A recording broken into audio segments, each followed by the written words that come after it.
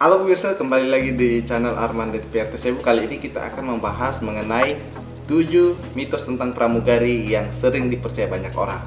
Simak terus.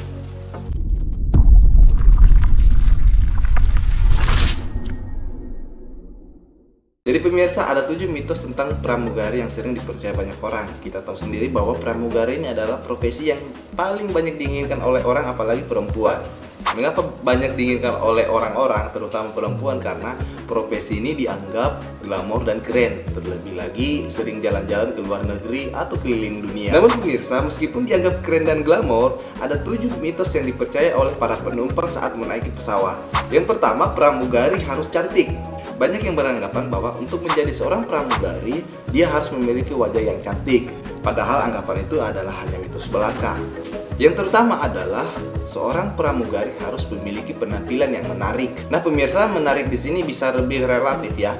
Yang pertama, dia bisa menarik dalam tata cara berhias diri, kemudian bisa juga dalam cara berpakaian diri, kemudian bisa juga cara dia dalam bersikap. Yang kedua, dikaitkan dengan prostitusi di dalam pesawat. Tidak sedikit penumpang yang beranggapan bahwa pramugari ini lekat dengan prostitusi. Bahkan tidak sedikit juga yang beranggapan bahwa pramugari ini kerap tidur dengan pilotnya. Padahal pemirsa, kenyataan tersebut tidaklah benar. Awak kabin tentunya memiliki etika dan juga SOP yang harus dijalankan setiap pramugari.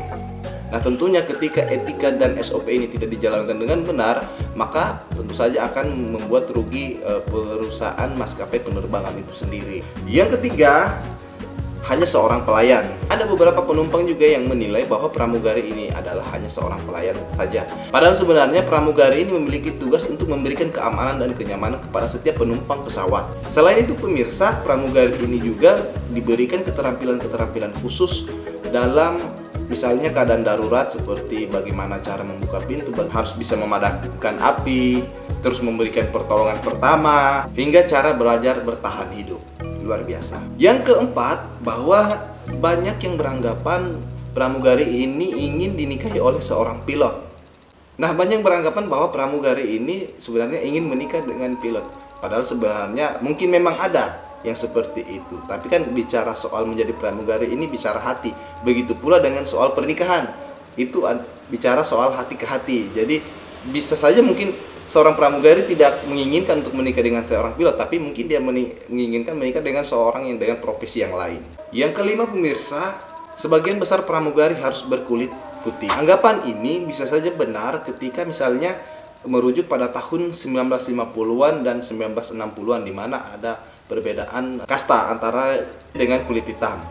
Untuk saat ini pramugari lebih multikultural, artinya lebih terbuka, baik itu dari suku mana saja, dari budaya mana saja, yang penting dia memiliki keunggulan, keterampilan yang lebih, maka dia bisa menjadi pramugari. Yang keenam, ada anggapan bahwa untuk menjadi seorang pramugari itu cukup mudah. Padahal sebenarnya tidak. Untuk menjadi seorang pramugari harus melalui beberapa tahapan seleksi.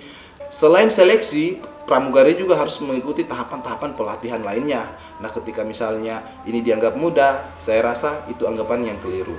Nah, yang ketujuh, bisa terbang di rute yang sama. Nah, untuk pramugari-pramugari muda, biasanya mereka tidak bisa memilih rute mana saja yang akan mereka lalui. Nah, untuk sementara, untuk pramugari-pramugari senior atau yang telah berpengalaman, itu bisa melalui rute penerbangan yang sesuai dengan keinginan mereka. Artinya mereka diberikan pilihan.